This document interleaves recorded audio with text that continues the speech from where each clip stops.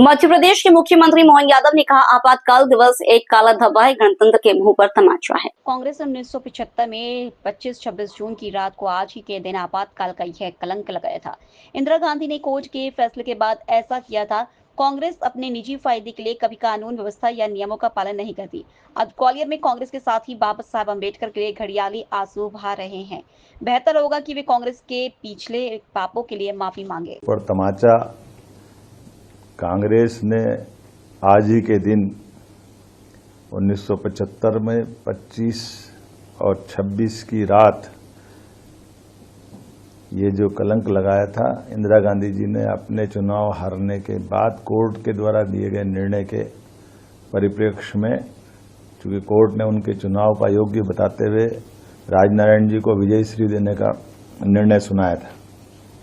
लेकिन जैसा कि होता आया, कांग्रेस हमेशा अपने व्यक्तिगत स्वार्थ के लिए कानून, संविधान, व्यवस्था, किसी नियम को नहीं पालन करती है। और अंबेडकर जी के लिए आज ग्वालियर में कांग्रेस के मित्र घड़ियाली आंसू बहा रहे हैं। वो बेहतर होगा कि उपवास में याद करें कि अंबेडकर जी को जीते जी उनने कितना त्रास दिया है। अंबेडकर जी को जीते जी जिस संविधान निर्माता ने संविधान बनाया, उसको उस निर्वाचन की प्रक्रिया से उस पार्लियामेंट में भी नहीं जाने देने का पाप अगर किसी के सिर पे है तो कांग्रेस के सिर पे है। कांग्रेस ने उनको एक भी चुनाव जीतने नहीं दिया।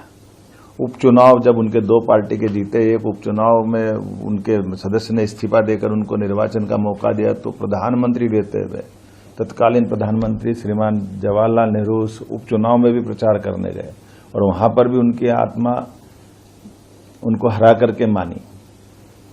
दुर्भाग्य के साथ कहना पड़ेगा, वो जीते जी उनको जितना कष्ट दिया, मरने के बाद भी, उनके शरीर छूटने के बाद, एक ऐसे महान अंबेडकर जी जिनने अपने जीवन के सभी पक्षों से समता आधारित समाज, संविधान, कितना योगदान दिया, लेकिन उनको देहावसान के बाद दिल्ली में उनके अंतिम संस्कार का भी मौका नहीं दिया है।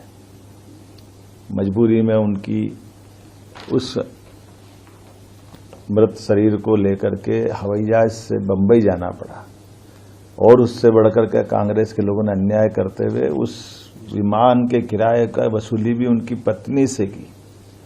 कल्पना कर सकते कि कांग्रेस कहां तक नीचे जा सकती।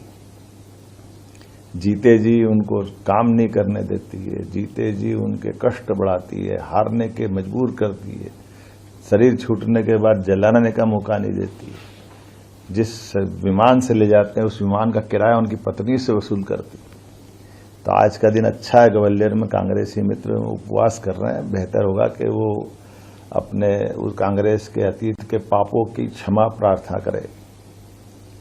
और ये जो पूरा घटनाक्रम अंबेडकर जी के प्रतिमा को लेकर के ये पूरा संकट खड़ा किसने खड़ा किया? कांग्रेस ने पहले विरोध किया और कांग्रेस ही आज बजाय ये कोर्ट में, हाई कोर्ट के चीफ जस्टिस की कमेटी के पास जाए, उनसे वहां निवेदन करे कि हाँ आप जल्दी निराकरण करो, हमारा पक्ष सुनो, लेकिन बजाय वहां करने के वोट की राजनीति करने ग्वालियर में जनता को मूर्ख बनाने आए।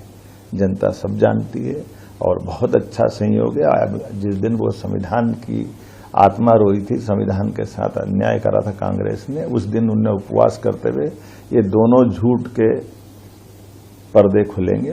अंबेडकर जी के साथ उनके द्वारा किया गया अन्याय और संविधान के साथ, संविधान में संशोधन 42वां और 39वां, जिसके आधार पर इंदिरा गांधी जी ने अपने आप को प्रधानमंत्री पद को सभी न्यायालयीन कार्रवाई से ऊपर मान लिया था। ऐसा तो कभी हुआ ही नहीं, जिसको शाह आयोग कमीशन ने बाद में सिद्ध किया कि हाँ ये गलत हुआ है 1978 में, कि आपातकाल भी गलत था और ये संविधान का संशोधन ही गलत है। इससे बढ़कर क्या होगा? तो बेहतर होगा कांग्रेस अपनी आत्मा के अंदर टटोले और लोकतंत्र की भावना को जाने। जनता इसीलिए उनको घर बिठाती है और ऐसी हरकतों से और जनता की निगाह में वो नीचे गिर रहे हैं।